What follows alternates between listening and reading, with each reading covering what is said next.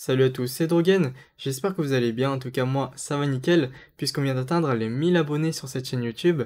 Merci à tous de me suivre et de me soutenir sur cette chaîne dédiée à Genshin Impact. En tout cas j'espère que mon contenu vous plaît et qu'il continuera à vous plaire. Aujourd'hui on va voir comment farmer pour Kokomi en avance. Si justement vous prévoyez de l'avoir, de l'invoquer, quelles sont les ressources, quels sont les artefacts à aller farmer, quelles sont les armes à monter avant sa sortie. Et on va commencer par ces élévations.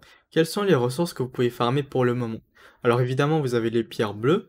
Au niveau 90, vous aurez besoin d'une pierre bleue 2 étoiles, 9 pierres bleues 3 étoiles, 9 pierres 4 étoiles, et enfin 6 pierres 5 étoiles. Vous aurez aussi besoin de 420 000 moras. Et c'est à peu près tout, parce que la ressource récoltable et la ressource dropable sur les monstres ne sont pas encore disponibles. On pourra les farmer seulement sur la nouvelle île qu'on aura à la 2.1. En plus de ça, il y aura un nouveau boss d'élévation. Ça sera l'hypostase hydro, que justement on devra farmer pour Kokomi. Ce qui veut dire que pour son élévation, on est un petit peu bloqué pour l'instant, mais comme elle arrive en deuxième bannière, vous aurez quand même le temps de farmer ces ressources-là à la 2.1. Concernant les aptitudes maintenant, vous aurez besoin d'enseignement de l'éphémère, que vous pouvez farmer le lundi, le jeudi et le dimanche dans le nouveau donjon à Inazuma. Du coup, pour une aptitude niveau 10, vous aurez besoin de 3 livres 2 étoiles, de 21 livres 3 étoiles, et 38 livres 4 étoiles. Vous aurez aussi besoin d'environ 1 600 000 moras. Par contre, la ressource secondaire qu'on a besoin pour les aptitudes, qu'on drop normalement sur les monstres, est la même que celle pour les élévations. Du coup, c'est pas encore disponible non plus. Et pour la ressource de World Boss qu'on aura besoin pour Kokomi, il faudra attendre le nouveau boss hebdomadaire de la 2.1. Du coup, pour l'instant, on peut que farmer les enseignements de l'éphémère et les moras. Et si vous voulez avoir les 3 aptitudes au niveau 10, il vous faudra 9 livres 2 étoiles, 63 livres 3 étoiles, 114 livres 4 étoiles et environ 5 millions de moras. Et donc, dans quel ordre monter les aptitudes de Kokomi? Alors, si vous voulez jouer Kokomi en sub DPS ou en healeuse, je vous conseille d'abord de monter la compétence élémentaire, parce que c'est principalement avec la méduse que vous allez faire des dégâts en sub DPS, et la méduse soigne pas mal aussi. Ensuite, vous pouvez monter l'ulti et en dernier les attaques normales, qui vont pas trop vous servir normalement si vous la jouez en sub DPS ou en healeuse. Si par contre vous voulez la jouer en main DPS, je vous conseille de monter d'abord les attaques normales, puis l'ulti et enfin la compétence élémentaire. Et maintenant on va parler de la chose la plus importante. On va parler des artefacts à farmer et à monter pour Kokomi. On va voir les sets les plus intéressants selon dans quel rôle vous voulez jouer Kokomi. Si jamais vous voulez la jouer en support healer, le meilleur stuff c'est sûrement le 4 pièces ténacité du millélite. En set 2 pièces, ça donne 20% de PV. C'est excellent pour Kokomi vu que tout son kit, les dégâts, les bonus et le heal est en fonction des PV max de Kokomi. Donc 20% de PV ça c'est excellent. Et en set 4 pièces, lorsqu'on va faire une compétence élémentaire qui va toucher un ennemi, l'attaque de tous les personnages de l'équipe va augmenter de 20% et la force de leur bouclier va augmenter de 30% pendant 3 secondes. Ça peut être déclenché toutes les 0,5 secondes, même si le personnage n'est pas sur le terrain. Et pourquoi c'est le meilleur set selon moi? Déjà on a 20% de PV. C'est le meilleur bonus de set 2 pièces pour Kokomi. Et pour le bonus de set 4 pièces, il faut utiliser la compétence élémentaire, les bonus durent 3 secondes, et ça peut être déclenché toutes les 0,5 secondes. Et justement, on a la méduse de la compétence élémentaire de Kokomi. Cette méduse, elle fait des dégâts aux ennemis proches par tic, et elle fait des dégâts à peu près toutes les 2 secondes pendant 12 secondes. Donc c'est parfait pour déclencher le bonus 4 pièces du 7000 élite. Parce qu'en fait, la méduse va redéclencher à chaque fois les bonus. Mais vous avez un alternative si vous la jouez en sub DPS ou en healeuse. Vous pouvez utiliser 2 pièces millélite plus 2 pièces âme du naufragé, ou 2 pièces amour chéri.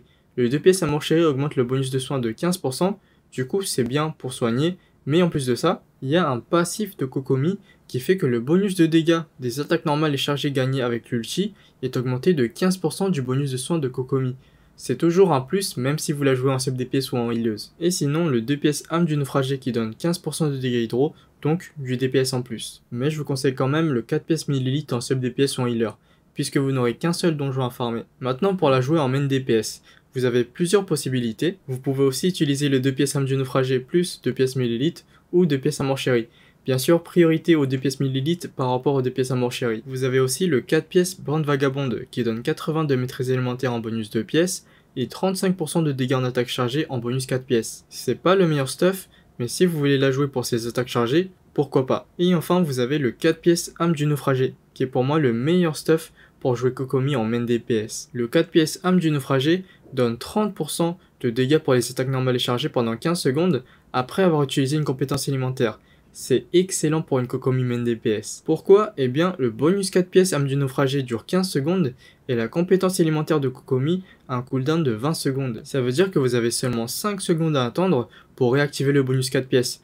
Donc, vous avez pratiquement tout le temps 30% de bonus de dégâts en attaque normale et chargée. Et en plus de ça, vous avez le bonus de dégâts que vous donne l'ulti. C'est pour ça que pour moi, le 4 pièces âme du naufragé, c'est actuellement le meilleur stuff pour une Kokomi main DPS. Par contre, attention, je vous avais parlé dans ma dernière vidéo d'une rumeur comme quoi les dégâts de la méduse pourraient être en fonction de l'attaque et non du PV max de Kokomi. Dans ce cas-là, en sub DPS, il vaudrait mieux utiliser 2 pièces âme du naufragé plus 2 pièces rideau du gladiateur ou 2 pièces réminiscence nostalgique, qui donnent tous les deux 18% d'attaque. Et au niveau des main stats et substats des artefacts maintenant, c'est hyper simple à stuffer Kokomi.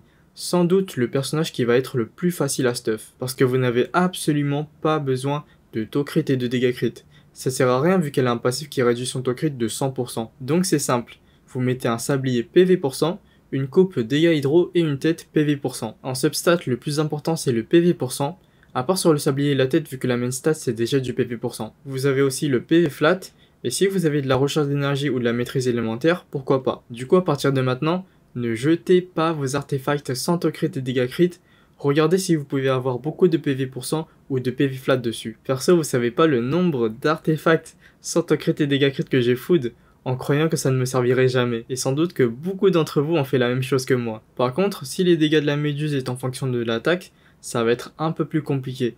Il va falloir du PV et de l'attaque si vous voulez faire des dégâts avec la méduse. Dans ce cas-là, je vous conseille de faire un stuff un peu hybride, avec une coupe dégâts hydro, ça change pas, et après soit le sablier soit la tête en attaque %, et l'autre du coup en PV%. Et en substat, du PV%, de l'attaque % selon la main stat, du PV flat et de l'attaque flat. Ça c'est pour le stuff hybride, pour avoir à la fois des dégâts sur la méduse, et à la fois plus de soins et plus de dégâts et de bonus avec l'ulti. Par contre en sub DPS, vu qu'on se concentre sur les dégâts de la méduse, je pense que c'est mieux d'avoir de l'attaque % et sur le sablier et sur la tête, avec un substat de l'attaque flat, du PV% et du PV flat. Et enfin on va parler des armes pour Kokomi. Évidemment comme d'habitude on va avoir l'arme qui va être parfaite pour le personnage en bannière. Du coup ce nouveau catalyseur 5 étoiles, qu'est-ce que ça donne? Il a au niveau 90 608 d'attaque de base, c'est ok c'est la moyenne, et 49,6% de PV. Ça va être une arme qui va être assez niche vu que ça donne du PV%.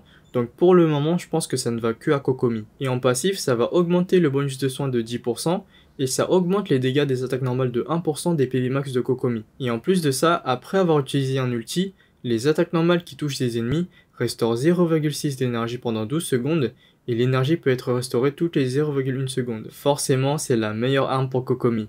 Du bonus de soins, du bonus de dégâts des attaques normales et de la recharge d'énergie. Tout ce dont Kokomi a besoin. Mais si vous ne prévoyez pas d'avoir ce nouveau catalyseur 5 étoiles, vous pouvez utiliser la malice prototype qui est craftable chez le forgeron. Ça sera pratiquement la seule arme autre que la nouvelle qui sera intéressante sur Kokomi. Parce que tous les autres armes qui donnent de l'attaque %, du taux critique ou du dégât critique sont inutiles. Du coup la malice prototype qu'est-ce qu'elle donne? Elle a 510 d'attaque de base, c'est ok pour une 4 étoiles, et elle donne 41,3% de PV.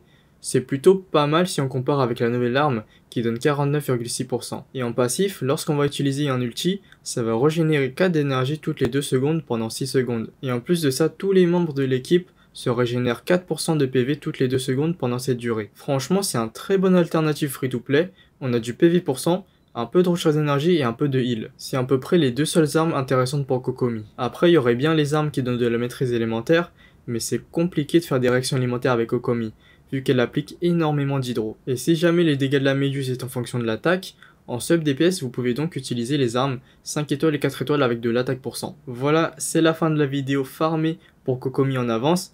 Malheureusement, beaucoup de ressources ne sont pas disponibles. Pour le moment, il faut attendre la 2.1. Mais sinon, c'est un personnage très facile à stuff, et vous avez une arme craftable qui est pas mal du tout pour elle. En tout cas, avant de partir, n'hésitez pas à vous abonner et à liker cette vidéo si vous l'avez aimé. Vous avez le lien du Twitch et du Discord dans la description. Et on se laisse ici. À plus!